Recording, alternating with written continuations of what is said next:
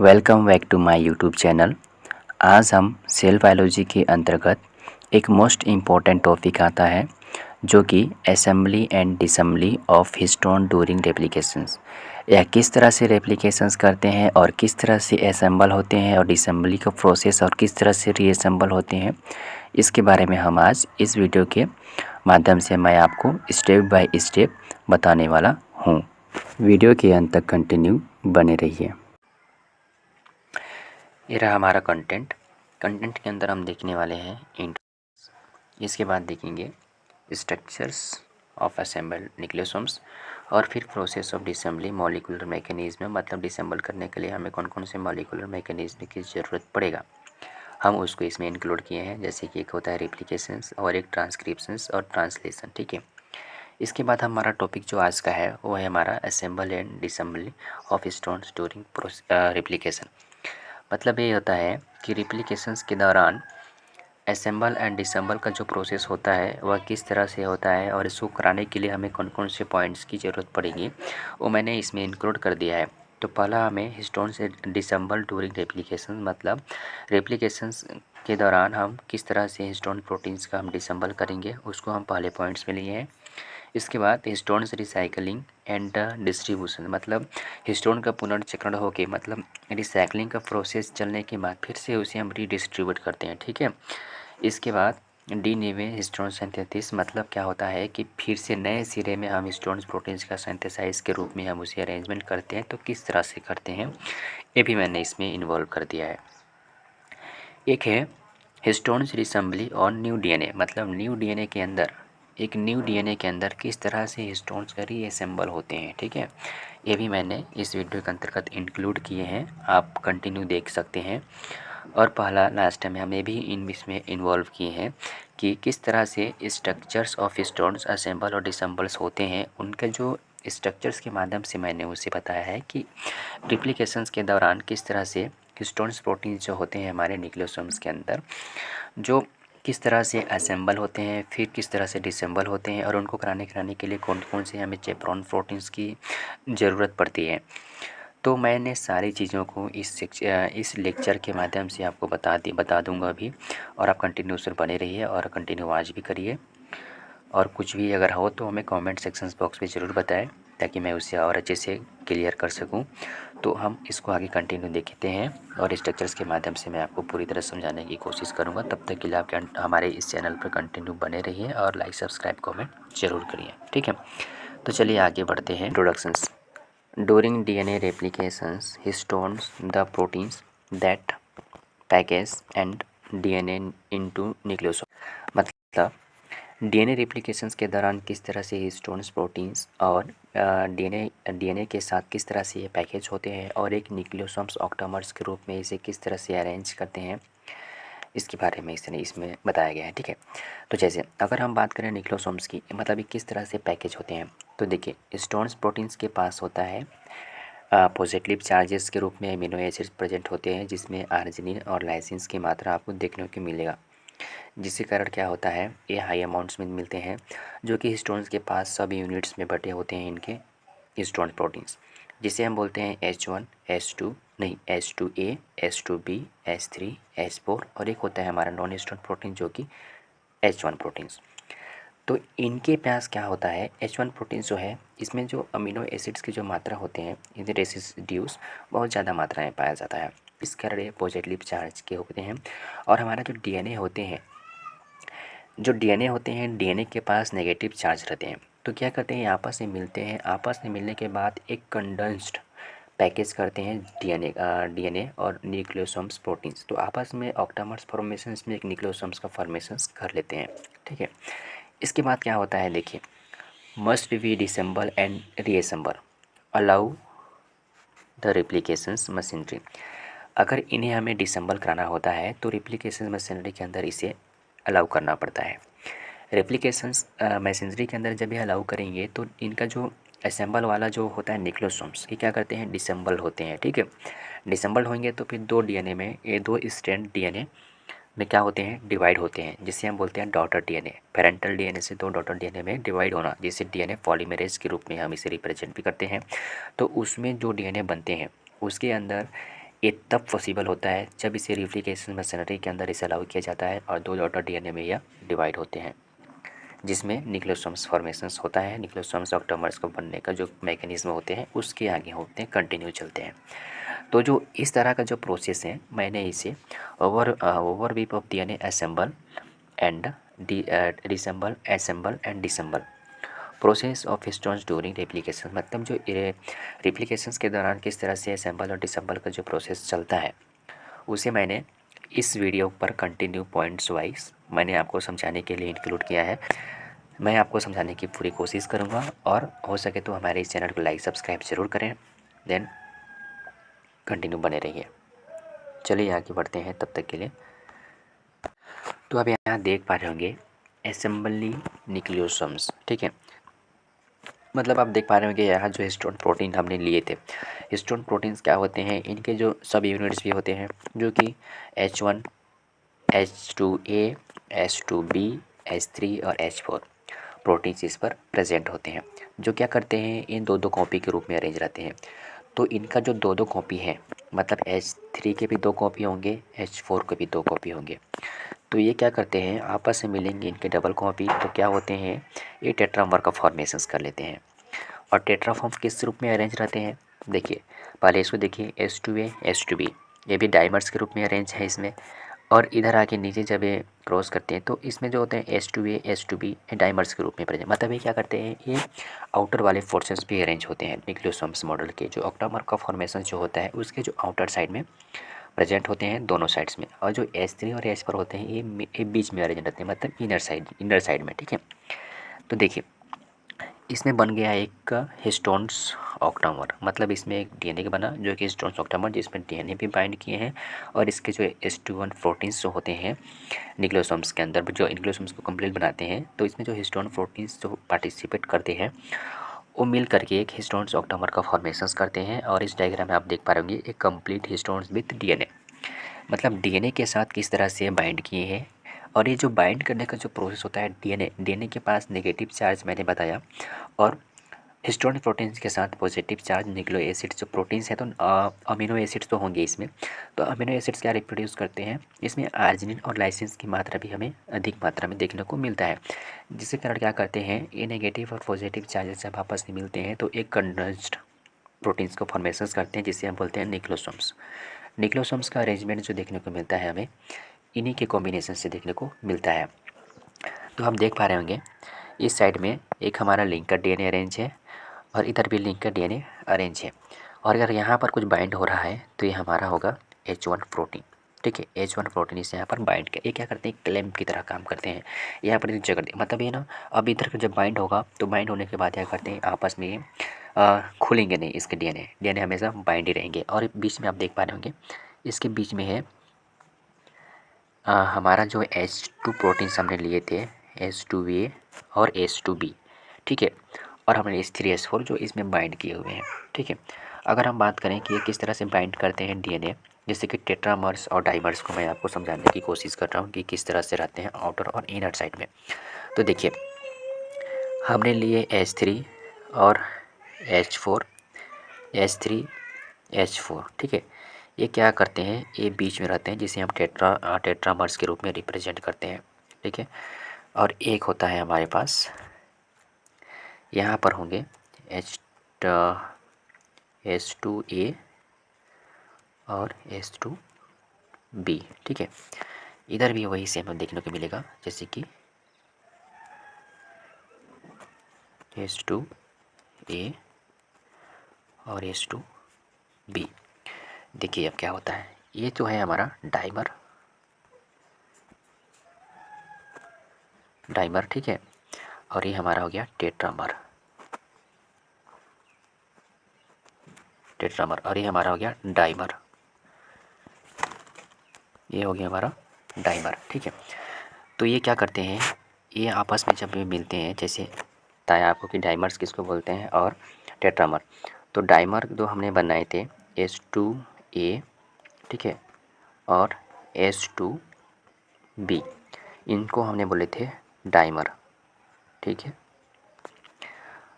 Dimer बोले थे, एक किस रूप में अरेंज थे, इस रूप में अरेंज थे, और हमने इसके अंदर भी हमने एक और लिए थे टेट्रामर्स, जो कि हमने इस तरह से उसे अरेंज किए थे।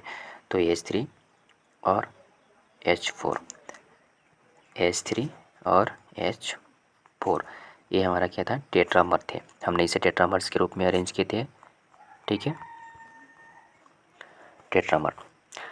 अब क्या होता है देखिए, इसमें भी मैंने एक और लिए, जैसे कि इसमें ले लेते हैं H2A, H2B।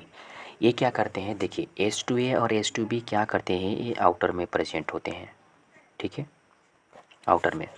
और ये H3 और H4 जो होते हैं इनर में, यानी कि अंदर प्रेजेंट होते हैं। जब भी डीएनए आता है, अगर डीएनए इसे बाइंड करता है तो बाइंड पहले किस पर करेगा, देखिए जब भी कोई डीएनए आता है इस पर बाइंड करने के लिए, तो डीएनए का जो बाइंडिंग का जो प्रोसेस होता है, वो डीएनए ऐसे आया, मतलब H3 H4 से होते हुए आया और फिर इसी से बाहर निकल गया। तो जो बाइंड करने का जो प्रोसेस होता है वो क्या होता है, हमेशा H2A H2B में नहीं आएगा, H2B में नहीं, क्योंकि आउटर फॉर्म में, इनर फॉर्म में ये हमेशा डीएनए बाइंड करता है ताकि इसे एकदम अच्छे से पकड़ सके। तो जो डीएनए आया इसे बाइंड किया, और ये जो है हमारा लिंकर डीएनए, और ये भी हमारा लिंकर डीएनए। अब देखिए यहाँ पर बाइंड किया तो यहाँ पर तो हमारा H3 H4 तो प्रेजेंट है, ये हैं ऊपर में, आउटर साइड से प्रोटेक्ट करने का काम कर रहे हैं। मतलब एक ऑक्टामर फॉर्मेशंस करने के लिए इनका ही हेल्प होता है कि उन्हें दोनों साइड से पकड़ के रखें, ठीक है। और डीएनए क्या करते हैं, उसे एक रस्सी की तरह बांध के रखते हैं, मजबूती प्रोवाइड कराते हैं, ठीक है। तो दोनों साइड से खींचेंगे इसको तो ये अलग नहीं होंगे, तो टाइट हो जाएंगे। लेकिन इनको भी टाइट करने के लिए एक और डीएनए मतलब एक और प्रोटीन इस पर इन्वॉल्व होते हैं, वो होता है H1 प्रोटीन। अब H1 प्रोटीन क्या होते हैं देखिए, H1 प्रोटीन जो होते हैं एक क्लैंप की तरह काम करते हैं, मतलब कि इसे पकड़ के रखते हैं, इसके मजबूत बाइंड करने, एक धागे जो हम गांठ बांधते हैं किसी रस्सी में ताकि ये खुले मत, तो जो बांधने का काम करता है वो हमारा H1 प्रोटीन करता है, ताकि ये रस्सी या डीएनए खुले मत, ठीक है। तो इसी तरह से ये पैक्ड होता है, तो इसे हम बोलते हैं असेंबली निक्लोसोम्स, ठीक है। मतलब एक कंप्लीट ऑक्टामर्स का फॉर्मेशन जैसे होता है डीएनए के साथ और डीएनए की उपस्थिति में, और क्या कहते हैं हिस्टोन प्रोटीन्स के प्रेजेंट में। हिस्टोन प्रोटीन्स क्या करते हैं, बहुत सारे अपना सब प्रोटीन्स इसे प्रोड्यूस करते हैं, जैसे कि H1 H2 मैंने बताया, वो मिल करके एक कंप्लीट ऑक्टामर का फॉर्मेशन करते हैं, और इनमें भी नेगेटिव पॉजिटिव चार्ज रहते हैं, जिसके कारण यह बाइंड हो पाते हैं। और आगे चल के मैं एक और स्लाइड दिखाऊंगा आपको। इतना तो समझ में आ गया होगा आप लोग को, ठीक है। मैंने इसको क्लीन कर दे रहा हूँ, आगे का और स्लाइड है, मैंने उसके जरिए आपको बताने की कोशिश करूँगा कि ये आपको असेंबल का मतलब पूरी तरह से समझ में आ जाए, ठीक है। तो देखिए आगे क्या है, अब यहाँ पर देखिए एक और डायग्राम मैंने आपके लिए रिप्रेजेंट किया है। जैसे मैंने बताया कि 8 मॉलिक्यूल्स क्या करते हैं, 8 मॉलिक्यूल्स जैसे H2A H2B H3 H4 gate organised करते हैं एक हिस्टोन प्रोटीन्स का, मतलब ऑक्टामर्स का फॉर्मेशंस करते हैं, ठीक है। अब इसमें क्या होता है, ये अराउंड होते हैं, अराउंड ऑक्टामर डीएनए, ये डीएनए को अराउंड्स करते हैं, मॉलिक्यूल्स रैपिड होते हैं, मतलब इसमें जो टर्न लगता है डीएनए घूमने को 1.6 की बोल रहे हैं। जैसे कि ये हमारा हो गया डीएनए ऑक्टामर, ठीक है, न्यूक्लियोसोम्स। अब इसमें आता है एक डीएनए इसको बाइंड करने के लिए, जब ये डीएनए आया इसे बाइंड करने के लिए, ऐसे बाइंड करके निकल गया तो एक राउंड कंप्लीट हुआ। अब ये सेकेंड वाला जब आ रहा है इस पर, तो ये पूरी तरह से बाइंड नहीं किया, मतलब इसमें एक बाइंड हुआ, इसमें आधा ही हो पाया। तो क्या होता है, ये पूरी तरह से बाइंड नहीं हो पाते, तो एक राउंड हुआ और एक राउंड कंप्लीट नहीं हुआ, तो इससे होता है 1.6 राउंड ही टर्न नहीं घूम पाता है। और अगर हम इसके असेंबल के रूप में देखें, असेंबल अगर इसमें कराना है, मतलब पूरी तरह से बाइंड करना है, तो बीच में जो गैप बचा है, एक गैप में जो बचा है गैप, इसको यदि पूरी तरह से पैक करना है तो क्या करते हैं, एक प्रोटीन आता है H1 प्रोटीन, जिसकी लिंकर डीएनए बोलते हैं, ठीक है। अभी लिंकर डीएनए क्या करते हैं, यहाँ पर देख सकते हैं small segments of DNA linker octamers in the called linker DNA, जो कि 54 बेस पेयर के होते हैं। जब ये यहाँ पर अटैच होंगे तो इसमें फोल्डिंग होगा, तो ये आपस में पास पास आने लगेंगे, और पास पास आने लगेंगे तो क्या होगा देखिए, मैं एक और डायग्राम बना रहा हूँ, देखिए जैसे कि ये हो गया हमारा न्यूक्लियोसोम्स। अब इसमें आया डीएनए, इसमें आया एक डीएनए आया, ऐसे डीएनए आया, तो ये जब लिंकर डीएनए अटैच होता है तो ये इस तरह से बाइंड होंगे, इस तरह से बाइंड हो जाएंगे, ठीक है। इस तरह से बाइंड हो जाएंगे। तो अभी खुले मत करके इसमें H1 प्रोटीन्स भी क्लेम की तरह काम करता है। ठीक है, अब देखिए लिंकर डीएनए जैसे आया तो H1 प्रोटीन इसे बाइंड कर दिया। अब इसी तरह से आगे और बढ़ेगा तो इसे इस तरह समझ सकेंगे कि आगे किस तरह से ये बिट्स और स्ट्रिंग मॉडल का फॉर्मेशन करेंगे। तो ये तो हमारा हो गया न्यूक्लियोसोम्स और इधर से आया डीएनए। डीएनए आया, फिर गया, फिर एक ऑक्टामर्स का फॉर्मेशन हुआ, फिर इधर गया डीएनए, फिर इधर से एक और फॉर्मेशन हो गया। तो ये कैसे हुआ, देखिए ये डीएनए, ये डीएनए और ये डीएनए, ऑक्टामर्स ऑक्टामर्स। ठीक है, ये भी न्यूक्लियोसोम्स, ये न्यूक्लियोसोम्स, ये न्यूक्लियोसोम्स, और ये जो है हमारा डीएनए, ये लिंकर डीएनए। ठीक है, ये क्या है, ये है लिंकर डीएनए, और ये है हमारा न्यूक्लियोसोम्स, ये है हमारा न्यूक्लियो,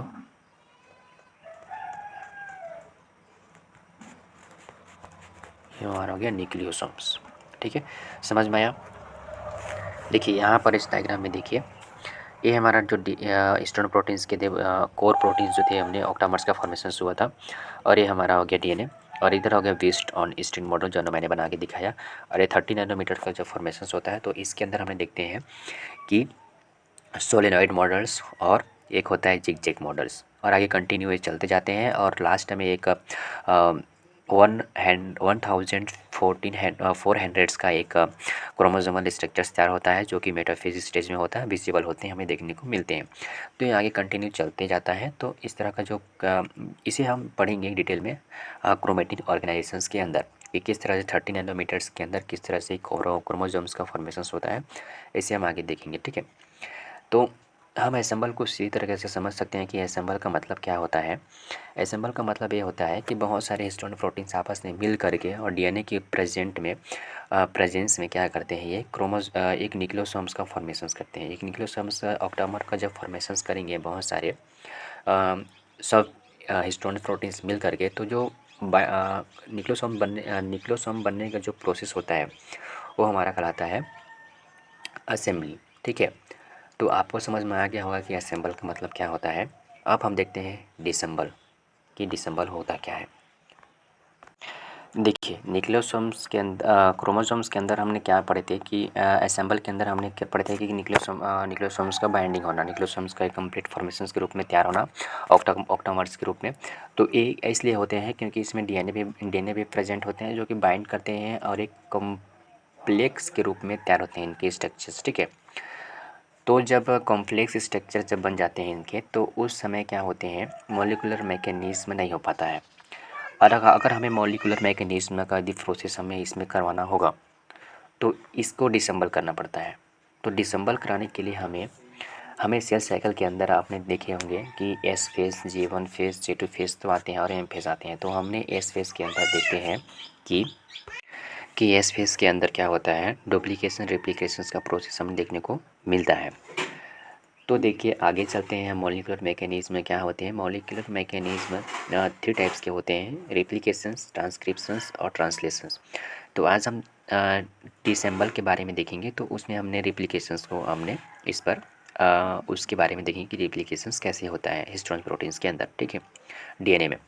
तो देखिए as the DNA replications for progress the parental DNA must be unwanted allowed to replication machinery. ये क्या होते हैं कि जो डीएनए होते हैं, पेरेंटल डीएनए, ये रेप्लिकेशन मशीनरी के अंदर क्या करते हैं, अलाउ कराते हैं, और एक डॉटर डीएनए में इसे एक डीएनए स्ट्रैंड्स के रूप में उसे कॉपी करते हैं, डीएनए पॉलीमरेज जिसे कहते हैं अपन, जिसे डॉटर डीएनए के अंदर हम उसे डिवाइड करते हैं। ठीक है, इसमें हिस्टोन्स प्रोटीन्स जो ऑक्टामर्स के रूप में प्रेजेंट हैं, आप देख पा रहे होंगे इसमें, जैसे कि हिस्टोन्स ऑक्टामर्स जो कि कंपोस्ट होते हैं 2s2a 2s2b डाइमर्स के रूप में, और एक होता है H3 और H4 टेट्रामर्स के रूप में प्रेजेंट होते हैं। मैंने पहले ही बता चुका हूँ। That are bounds to the DNA are destabilized and partially disassembled as the replications machinery move forward. ठीक है, मतलब ये कि जब रिप्लिकेशन मशीनरी के अंदर जब आगे बढ़ते हैं इनके जो न्यूक्लियोसोम्स होते हैं वो, तो ये डिस्टेबलाइज्ड हो जाते हैं एंड पार्शियली इसमें डिसेंबल्ड की प्रोसेस हमें देखने को मिलता है। मतलब देखिए, पेरेंटल डीएनए है, जब ये रिप्लिकेशन मैसेंजरी के अंदर से गुजरते हुए जाएंगे तो दो डॉटर डीएनए में डिवाइड होंगे, जिसे हमने बोले थे डीएनए पॉलीमरेज। ठीक है, अब देखिए इस पर भी कुछ प्रोटीन्स काम करते हैं, जिसे हमने इसमें लिए हैं हिस्टोन चेफरॉन प्रोटीन्स।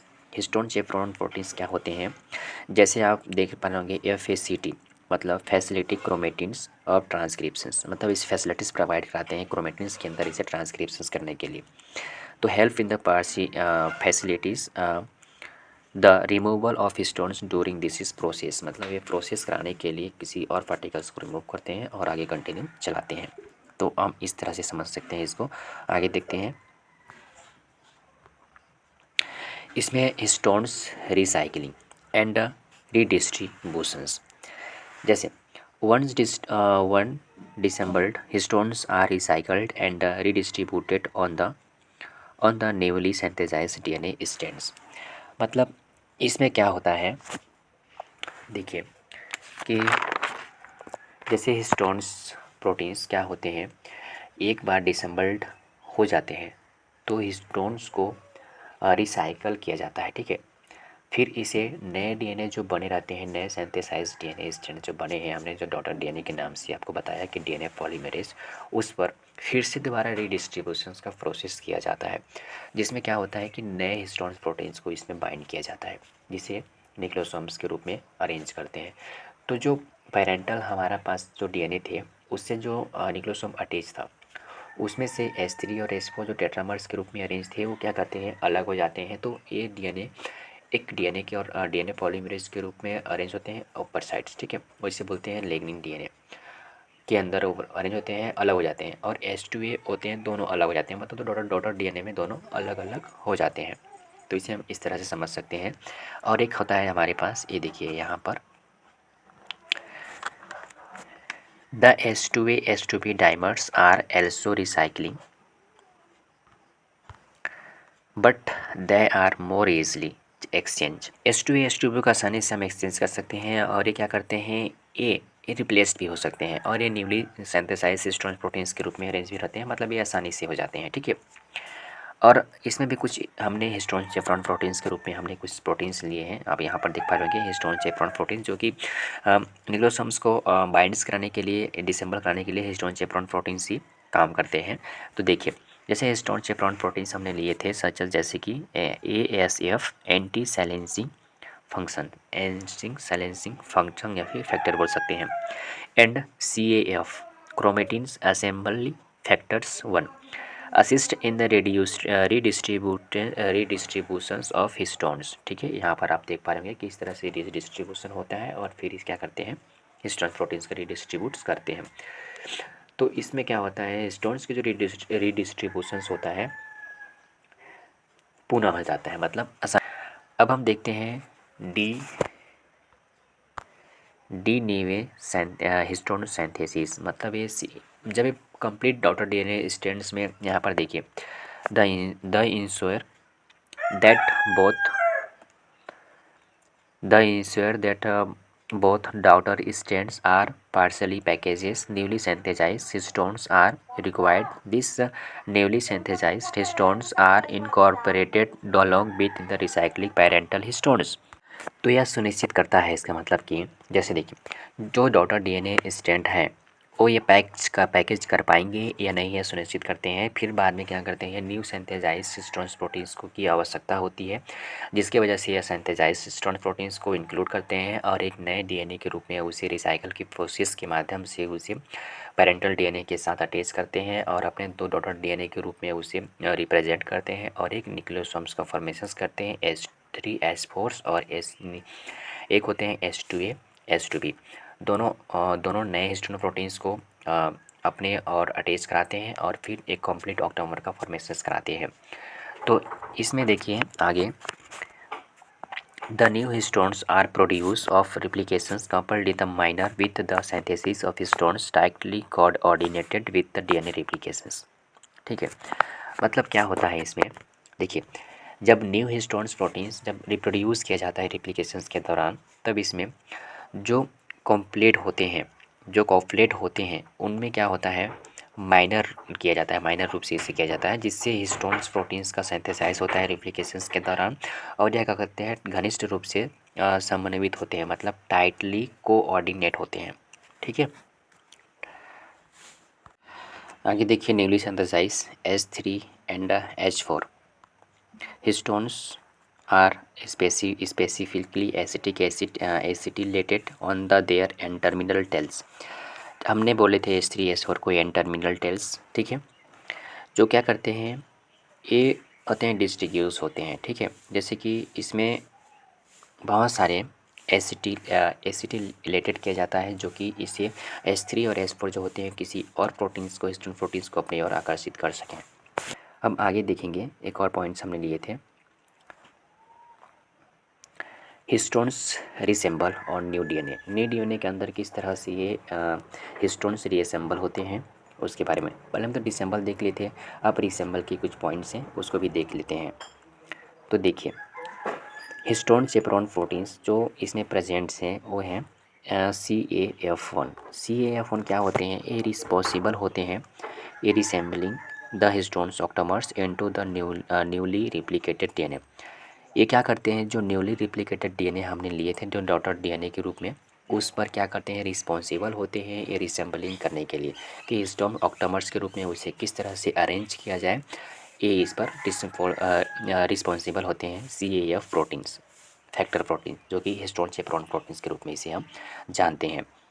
दूसरा है CAF1 जो इंटरेक्ट करते हैं विद द रिप्लिकेशंस मैसेनरी। देखिए, रिप्लिकेशंस मैसेनरी के बीच में क्या होते हैं, एक PCNA फैक्टर्स रहते हैं, प्रेजेंट्स रहते हैं, जो सुनिश्चित करते हैं कि न्यूक्लियोसोम्स के अंदर किस तरह से असेंबल किया जाए इमीडिएटली, मतलब तुरंत। ठीक है, आफ्टर डीएनए सिंथेसिस के बाद तुरंत इसे कैसे किस तरह से रिप्लिकेशंस के दौरान इसे रिसेंबल किया जाए। तो CAF प्रोटीन जो होते हैं इसे इंटरेक्ट करते हैं, और इसके बीच में जो रिप्लिकेशन मैसेनरी के जो बीच में एक और प्रोटीन्स लगे रहते हैं जो कि PCNA, ये क्या करते हैं, एक क्लैंप की तरह काम करते हैं, बीटा क्लैंप। ये बीटा क्लैंप की तरफ काम करते हैं कि कोई भी यदि न्यूक्लियोसोम्स आता है सामने से, तो वो जा करके पीछे जो H3 और H4 जो हाफ टेट्रामर्स के रूप में जो अरेंज न्यूक्लियोसोम उस पर जाके अटैच ना हो, इसलिए क्या करते हैं, ये बीच में क्लैंप की तरह काम करते हैं, और उधर से आने वाले कुछ भी केमिकल होते हैं, कुछ भी प्रोटीन्स होते हैं, उससे क्या करते हैं, उसे बचाने का काम करते हैं, प्रोटेक्ट करने का काम करते हैं। तो PCNA एक तरह से क्लैंप की तरह काम करते हैं।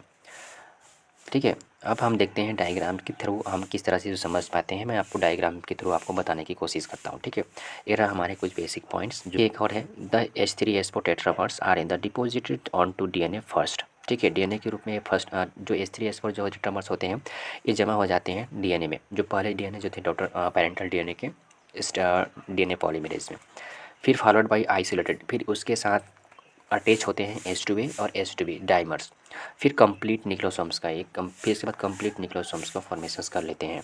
ठीक है, आप इस डायग्राम के अंदर देख पा रहे होंगे, जैसे इस पर एक डीएनए लगे पड़े हैं जो क्रोमेटिन्स के रूप में, ये जो आप देख पा रहे होंगे ये है डीएनए। ठीक है, ये क्या है, डीएनए। देखिए, आप देख पा रहे होंगे यहाँ पर एक हेट्रो टेट्रामर्स के रूप में H3 और H4 को प्रेजेंट किया गया है जो कि कंप्लीट है। ठीक है, जस्ट नीचे आप देख पा रहे होंगे उसके जो हाफ है, मतलब इसके बीच में जो कट गया है, और इसका जो हाफ है उसको रिप्रेजेंट किया गया है, इसमें देख पा रहे होंगे इस बॉक्स के अंदर parental H3 H4 hetero dimer. तो यहाँ आप देख पा रहे होंगे ये हो गया हमारा न्यूक्लियोसोम्स। ठीक है, ये हमारा क्या है, न्यूक्लियोसोम्स। और न्यूक्लियोसोम्स के अंदर क्या होते हैं, H3 H4 मैंने बताया था कि बीच में ही प्रेजेंट होते हैं H3 और H4, और साइड साइड में जो रहते हैं वो हमारा होते हैं H2A और H2B। आप इस डायग्राम के अंदर देख पाएंगे और इस डायग्राम के अंदर देख पाएंगे कि जो इनके जो कलर के कॉम्बिनेशंस के रूप में से प्रेजेंट किया गया है कि H2A और H2B डाइमर्स कौन से हैं और H3 H4 हेटेरोटेट्रामर्स कौन से हैं।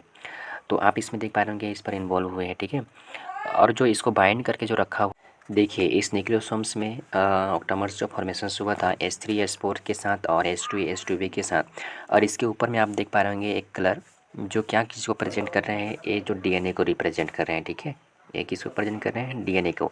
अब ये क्या किए, ये देखिए डीएनए जैसे बाइंड करते गए तो ये बाइंड करते गए न्यूक्लियोसोम्स के अंदर, 2-3 न्यूक्लियोसोम्स के बीच में। तो बीच में आप देख पा रहे होंगे स्पेस बचा हुआ है, ये हमारा इसमें है लिंकर डीएनए। अब ये लिंकर डीएनए के अंदर कौन से फैक्टर्स काम करते हैं जो इनको अटैच होने से बचा रहे हैं न्यूक्लियोसोम्स को। तो इसके बीच में एक फैक्टर्स काम करते हैं जिसको हिस्टोन चेपरॉन प्रोटीन्स बोलते हैं। ये जो फैक्टर्स काम करते हैं ये हैं ए एस एफ, ठीक है, एंटी साइलेंसिंग फैक्टर, इसके बीच में स्पेस प्रोवाइड करा रहे हैं। अब क्या करते हैं देखिए, ये जो न्यूक्लियोसोम्स हैं, ये न्यूक्लियोसोम्स हैं, यहाँ इस डायग्राम में देख पा रहे होंगे कि किस तरह से अलग हो गए हैं। अलग होने के बाद जो टेट्रामर्स हैं, हेटेरोटेट्रामर्स जो हैं वो अलग हैं, और जो डाइमर हैं वो भी अलग अलग हो गए हैं।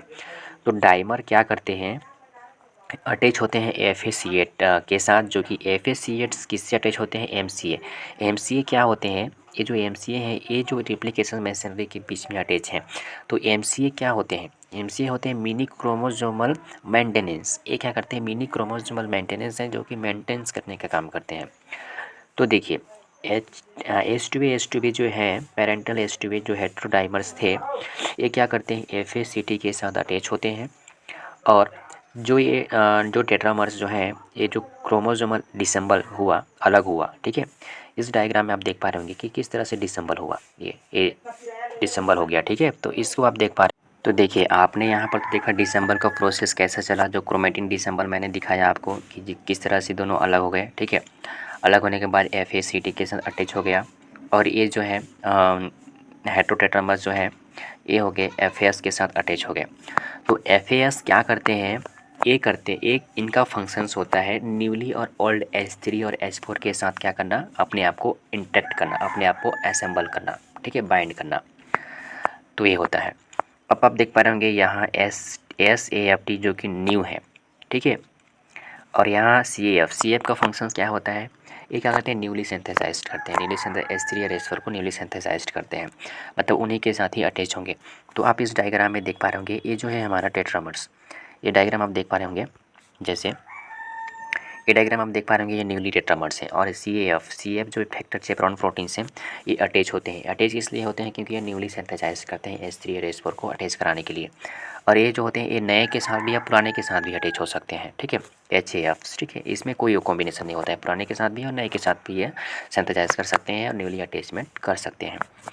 तो यहाँ देख पा रहे होंगे किस तरह से अटैचमेंट का प्रोसेस चल रहा है। ये जो न्यूली हमारा जो H2A H2B का प्रोसेस है, जो कि नए जो टेट्रामर्स थे उसके साथ बाइंड हो रहे हैं, और ये पुराने वाले हैं, ठीक है, ये ओल्ड है और ये न्यू है, ठीक है। मतलब ये न्यू है और ये है ओल्ड H2A है, ठीक है, H2A। किस तरह से बाइंड किए ओल्ड और न्यू के साथ, तो ये ओल्ड और न्यू के साथ भी बाइंड कर सकते हैं, ठीक है। अब देखिए इसके जो बीच में है ये क्या करते हैं, sequence specific DNA binding factors, ये क्या करते हैं, इसमें स्पेसिंग प्रोवाइड करा रहे हैं। स्पेसिंग प्रोवाइड कराने का काम किसका रहता है, स्पेसिफिक फाइंड का काम होता है ASF1 का, जो कि इसका नाम होता है anti silencing factor, also known as specific spacing factor, जो कि 60-100 बेस पेयर के रहते हैं, जो कि बिहाइंड्स करते हैं। इसलिए यहाँ पर ये फैक्टर्स काम करते हैं क्योंकि ये जो न्यूक्लियोसोम्स हैं आपस में पास आके ना एक साथ अटैच हो जाए। तो अटैच हो जाएंगे तो फिर अटैच हो जाने पर इसमें बहुत सारे मतलब जो न्यूक्लियोसोम्स का अटैचमेंट देखने को मिलता है वो मात्रा में न्यूक्लियोसोम्स के रूप में ऑक्टामर न्यूक्लियोसोम्स के रूप में प्रेजेंट देखने को मिलते हैं। तो ये जो बीच में आपस में ना जुड़ पाए, इसलिए ये जो फैक्टर्स काम करते हैं इस पर, और नए सिंथेसाइज करने के लिए और ओल्ड के साथ और न्यू हिस्टोन प्रोटीन्स के साथ ये बाइंड्स करने के लिए भी काम करते हैं। तो यहाँ देख पा रहे होंगे आप हिस्टोन्स मॉडिफायर्स, ये हो गए हिस्टोन मॉडिफायर्स, ठीक है। ये कंप्लीट बन गए हमारे एक न्यूक्लियोसोम्स, ठीक है। अब देखिए इसमें भी सेम प्रोसेस चल रहा है, इधर भी NASF काम किया, H1 प्रोटीन्स आके यहाँ बाइंड कर गया, बाइंड करने के बाद इसमें भी सेम वही प्रोसेस हिस्टोन्स मॉडिफिकेशंस का। तो ये इस तरह से होते हैं। एक नए ये आप देख पा रहे होंगे पुराने वाले यानी कि ये ओल्ड है, ठीक है, ये ओल्ड के साथ अटैच हुए और ये न्यू के साथ अटैच हुए। तो न्यू मतलब ये एक सीक्वेंसिंग के रूप में है, आप इसे आसानी से समझ सकते हैं। इस तरह से इसमें दिखाया गया है डायग्राम्स के अंदर, डायग्राम्स के रूप में। और इसको आप देख सकते हैं कि किस तरह से पेरेंटल H3 H4 हेटेरोटेट्रामर्स होते हैं, और किस तरह से पेरेंटल H2A H2B हेटेरोडाइमर्स के रूप में, और न्यू वाले जो हैं किस तरह से न्यू H3 H4 हेटेरोटेट्रामर्स के रूप में है। और ये जो नीचे देख पा रहे होंगे इसमें आप लोग कि कैसे न्यू H2A H2B हेटेरोडाइमर्स के रूप में प्रेजेंट्स है। तो ये रहा हमारा एक बेसिक डायग्राम, इसमें आपको मैंने समझाया कि किस तरह से क्या होते हैं, आपको उम्मीद है कि समझ में आया होगा। तो हमें ज़रूर कमेंट सेक्शन बॉक्स में बताएं कि आपको कैसा लगा। और यहाँ incorporations of in the parental patterns of histones modifications into the new histones proteins. ठीक है, एक और डायग्राम मैंने आपके लिए समझाया है, एक बेसिक डायग्राम्स के रूप में, जिससे आप आसानी से समझ सकते हैं। चलिए उसको भी देख लेते हैं। तो आप देख पा रहे होंगे हमारा ये डायग्राम्स, इसमें आप देख पा रहे होंगे कि हिस्टोन्स असेंबल और डिसेंबली ड्यूरिंग रिप्लिकेशन, मतलब रिप्लिकेशंस के द्वारा किस तरह से असेंबल और डिसेंबल हो रहा है। ठीक है, तो मैंने असेंबल का पहले ही बता चुका हूँ कि असेंबली किस तरह से होते हैं। अब ये डिसेंबली का प्रोसेस है। इसके बाद फिर लास्ट टाइम अपन देखेंगे रीअसेंबली। तो देखिए इसमें जनरली होता क्या है, इसमें जैसे आप यहाँ पर देख पा रहे होंगे कि ये जो एक है हमारा वेट्स ऑन स्टेट मॉडल। ठीक है, ये जो वेट ऑन स्टेट मॉडल जो है ये असेंबल, मतलब ये असेंबल ऑलरेडी हो चुका है। तो और आप यहाँ पर देख पा रहे होंगे ये है हमारा न्यूक्लियोसोम। ठीक है, न्यूक्लियोसोम यहाँ पर लिखा भी है न्यूक्लियोसोम ऑक्टोमर। तो जैसे आप देख पा रहे होंगे H3 H4 H2A H2B, इधर भी H3 और इधर भी होगा H4 और यहाँ भी होगा H2A और इधर भी होगा H2B। ठीक है, अब इसमें होता क्या है ये देखिए, मैंने तो बताया कि H2A H2B इधर दोनों साइड होते हैं, चारों साइड होते हैं, क्योंकि ये ऑक्टामर्स होते हैं, यानी कि इनके डबल कॉपी होते हैं। ठीक है, इनके दो दो कॉपी के रूप में प्रेजेंट होते हैं, इसलिए न्यूक्लियोसोम ऑक्टामर्स कहते हैं। तो ये हमारा इधर का जो पार्ट्स हो गया, इधर का पार्ट हो गया हमारा असेंबल।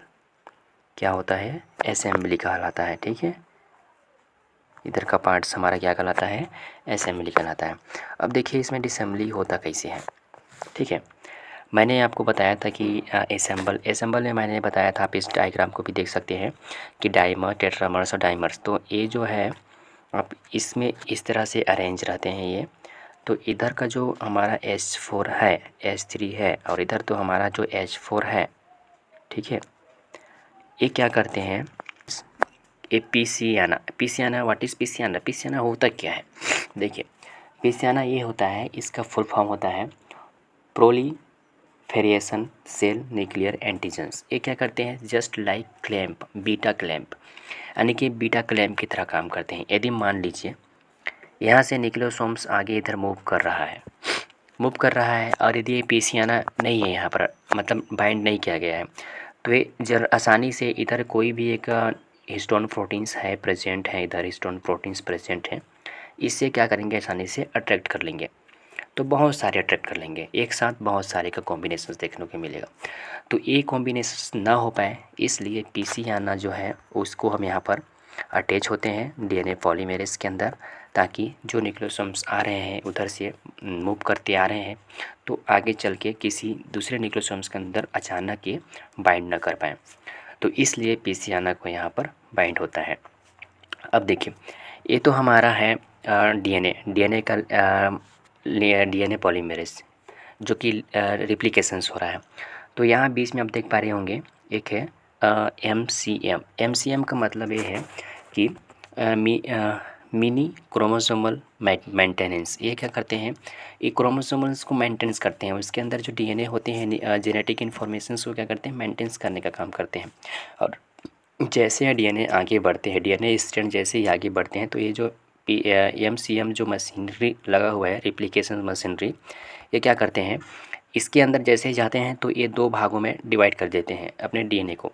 तो दो डॉटर डीएनए में जब ये बदल जाते हैं, बढ़ जाते हैं, तो इसे हम बोलते हैं डॉटर डीएनए। डॉटर डीएनए क्या करते हैं, एक डीएनए पॉलीमेरेज के रूप में इसे जाना जाता है, जो कि एक होता है, आप इधर देख पा रहे होंगे, इसको बोलते हैं हम लीडिंग डीएनए पॉलीमेरेज। ठीक है, और इस वाले को आप देख पा रहे होंगे, इसको बोलते हैं लैगिंग डीएनए पॉलीमेरेज। तो लीडिंग डीएनए पॉलीमेरेज क्या होते हैं, लीडिंग डीएनए पॉलीमेरेज ये होते हैं, ये कंटिन्यूअस चलने वाला प्रोसेस होता है लीडिंग डीएनए पॉलीमेरेज। और लैगिंग डीएनए पॉलीमेरेज ये होते हैं अकंटिन्यूअस, मतलब ये रुक रुक के चलते हैं, सेगमेंट्स यानी कि फ्रेगमेंट्स के रूप में ये भी खंडित हो जाते हैं, टूट टूट कर आगे कंटिन्यू चलते हैं। ठीक है, तो देखिए इसमें न्यूक्लियोसोम्स का अटैचमेंट सब कैसे होता है, न्यूक्लियोसोम्स का अटैचमेंट इस तरह से होता है, जैसे ये जो H3 है ये बाइंड करेगा एंटीसेप्टिक फैक्टर्स के साथ, ए बाइंड करेगा एंटीसेप्टिक फैक्टर के साथ, और ए बाइंड्स करेगा क्रोमेटिन असेंबली फैक्टर्स के साथ। ठीक है, इधर क्या बाइंड किया, H3 और H4। ठीक है, अब इधर भी है बहुत सारे हिस्टोन प्रोटीन्स, क्या करते हैं, इनसे बाइंड्स करेंगे इनके साथ। तो एक किससे बाइंड करेंगे, आप इधर मान के चलिए H3 और H4 तो आ रहे हैं टेट्रामर्स, इधर आएंगे आपको इधर से मिलेंगे H2A और H2B। ठीक है, अब ये बाइंड करेंगे तो ऑक्टामर का फॉर्मेशंस करेंगे, और इनके बीच में आप देख पा रहे होंगे ये जो बीच में है ये कौन से हैं, इसके बीच में जो डॉट डॉट आपको देखने को मिल रहा है इन दोनों के वेव, यानी कि देखिए हाफ टेट्रामर्स के रूप में हमने किसको लिए थे, H3 और H4 को लिए थे, और उनके बीच में एक है ASF यानी कि एंटीसेप्टिक फैक्टर। ये क्या करते हैं, इनके बीच में स्पेस प्रोवाइड कराते हैं। आप इसमें देख पा रहे होंगे इसके बीच में स्पेस प्रोवाइड करा रहे हैं, ये किसकी वजह से हो रहा है, ये हो रहा है ASF फैक्टर 1 की वजह से हो रहा है। तो ये इनके अगर ये फैक्टर्स यहाँ पर नहीं रहेंगे तो ये जो निक्लोसोम्स हैं हाफ टेट्रामर्स जो कि हाफ हाफ में डिवाइड हुए हैं, हाफ टेट्रामर्स इधर भी प्रेजेंट हैं, हाफ टेट्रामर्स यहाँ भी प्रेजेंट हैं। ठीक है, ये भी हैं हाफ टेट्रामर्स इधर भी प्रेजेंट्स हैं और इधर भी प्रेजेंट्स हैं, आप देख पा रहे होंगे। तो दोनों हाफ हाफ में डिवाइड हो गए दो डॉटर डीएनए के अंदर, ये भी दो पेरेंटल डीएनए से जब ये मैसेंट्री रेप्लिकेशन मैसेंट्री के होते हुए जब ये निकल गए आगे मूव कर गए, तो मूव करने के बाद दो पॉलीमेरेज डीएनए में विखंडित हो गए, बढ़ गए, जिससे हम डॉटर डीएनए बोले। तो एक डीएनए के अंदर ये हाफ टेट्रामर्स का फॉर्मेशन के जो कि H3 और H4, और दूसरे वाले जो पोर्शन से डॉटर डीएनए का उसमें इन्होंने H2A और H2B को इधर डिवाइड कर दिया। तो इसमें अब बचे कितने, इसमें मात्र बचे हैं इसमें चार कॉपी ही बचे हैं। ठीक है, और इधर 4 कॉपी इधर आ गए, ट्रांसफ़र हो गए, जिसमें हमने बोले थे हाफ टेट्रामर। ठीक है, जिसे हम बोले थे हाफ टेट्रामर। बात समझ में आया कि यहाँ जो ऑक्टामर का फॉर्मेशन हुए थे 8 न्यूक्लियो सोम्स प्रेजेंट थे, जिसमें से जो 2 इधर ऊपर उस साइड डिवाइड कर गए और 2 इस साइड डिवाइड कर गए। तो ये जो डिवाइडिंग करने का जो प्रोसेस होता है ये इसलिए होता है क्योंकि ASF फैक्टर लगे हैं इसके ऊपर, पीसियाना के ऊपर, और CAF फैक्टर काम कर रहे हैं जो कि हिस्टोन चेपरॉन प्रोटीन्स के हिस्टोन प्रोटीन चेपरॉन हैं, जो कि ये क्या करते हैं, निक्लोसोम्स को डिवाइड करते हैं और फिर एक नए निक्लोसोम्स के पास उसे भेजते हैं और उससे बाइंड करवाते हैं क्योंकि ऑक्टामर का फॉर्मेशंस आसानी से हो सके। तो दोनों साइड से वही प्रोसेस चलता है। ठीक है, इतना बात आपको समझ में आया। तो यदि कोई दूसरा निक्लोसोम्स है तो क्या करते हैं, इस वाले निक्लोसोम जो इधर से ट्रांसफ़र हुए हैं और इधर से जो निक्लोसोम्स आ रहा है एक अणु निक्लोसोम यानी कि नए प्रोटीन हिस्टोन प्रोटीन्स, तो उसके साथ यह बाइंड करते हैं। तो CAF का काम क्या होता है, ये क्या करते हैं, न्यूली सिंथेसाइज करते हैं, यानी कि इनका जो फंक्शन होता है CAF का, ये न्यूली सिंथेसाइज करते हैं, ये कोई भी न्यू पार्टिकल्स के साथ क्या करते हैं, आसानी से इंटरेक्ट कर लेंगे और उसके साथ बाइंड कर लेंगे, और बाइंड करने के बाद क्या करते हैं, ऑक्टामर का फॉर्मेशंस कर लेंगे निक्लोसोम्स का। ठीक है, और ये क्या करते हैं इधर SAF ये वाला फैक्टर्स क्या करते हैं, ये ओल्ड के साथ भी और नए के साथ भी, यानी कि दोनों के साथ भी ये बाइंड कर लेंगे, ये वाले फैक्टर्स। ठीक है, ये क्या करते हैं, ये ओल्ड के साथ भी प्लस न्यूली सिंथेसाइज भी कर लेते हैं। ठीक है, तो इनके पास 2 कैपेसिटी देखने को मिलते हैं। तो ये रहा हमारा एक बेसिक डायग्राम, जिसे मैं उम्मीद करता हूँ कि आपको समझ में आया होगा किस तरह से एक निक्लोसोम्स ऑक्टामर्स से डिवाइड होकर के और किस तरह से एक नए डीएनए के साथ एक किस तरह से बाइंड करते हैं और कैसे रेप्लिकेशन मैसेंट्री से होते हुए ये डीएनए एक पेरेंटल डीएनए से 2 डॉटर डीएनए में डिवाइड होते हैं। डिवाइड होने के बाद इनका जो फंक्शंस होता है और इनका जो निक्लोसोम्स फॉर्मेशंस करने का जो प्रोसेस होता है किस तरह से करते हैं, इसमें जो main most important role play कौन करता है, चेफ्रॉन प्रोटीन्स। कौन कौन से चेफ्रॉन प्रोटीन्स होते हैं, ASF1, CAF1 और पीसियाना, और एक होता है हमारा NAP। ठीक है, तो ये सारे हिस्टोन प्रोटीन्स क्या करते हैं, चेफ्रॉन हिस्टोन प्रोटीन्स ये बाइंड कराने का काम करते हैं। तो आपको ये वीडियो आपको समझ में आया होगा लेक्चर्स, तो उम्मीद करते हैं। देख सकते हैं आप लोग पीसीएनए का फुल फॉर्म क्या है और इनका जो फंक्शंस हैं किस तरह से फंक्शंस करते हैं, सीएएफ का, एमसीएम का, और इधर ये चेफ्रॉन प्रोटीन्स जो फंक्शंस हैं, चेफ्रॉन प्रोटीन्स का जो फंक्शंस हैं आप इसको भी देख सकते हैं आसानी से, ठीक है। तो इसे आप देख लेंगे कि इसमें होता क्या है जनरली। तो आप यहाँ चेफ्रॉन प्रोटीन्स के जो फंक्शंस होते हैं जैसे कि CAF न्यूली सिंथेसाइज H3 और H4 के साथ कर सकते हैं, और जो CSF जो है न्यूली और ओल्ड H3 H4 इनसे इंटरेक्ट करते हैं, ठीक है। ये क्या करते हैं, एंटीसेप्टिक फैक्टर्स होते हैं जो कि एल्सो नाउन और स्पेसिंग फैक्टर, ये स्पेसिंग प्रोवाइड करने का काम करते हैं, मैंने पहले ही बता चुका हूँ। NAP1 जो होते हैं न्यूक्लियोसोम्स असेंबली प्रोटीन्स, ये क्या करते हैं, न्यूक्लियोसोम असेंबली प्रोटीन्स होते हैं। और ACF जो होते हैं रीमॉडलिंग फैक्टर्स होते हैं। मतलब कैसे, रीअसेंबल से डिसम्बल्स, असेंबली से डिसम्बली, डिसम्बली से फिर रीअसेंबली होने का जो प्रोसेस होता है ये हमारा चेफ्रॉन प्रोटीन्स जो होते हैं इन्हीं की वजह से ये सारा प्रोसेस चलता है। तो उम्मीद करते हैं दोस्तों आपको ये वीडियो अच्छा लगा हो तो हमारे इस चैनल को लाइक सब्सक्राइब करें और देन अधिक से अधिक शेयर करें। मिलते हैं नेक्स्ट वीडियो में, तब तक के लिए धन्यवाद।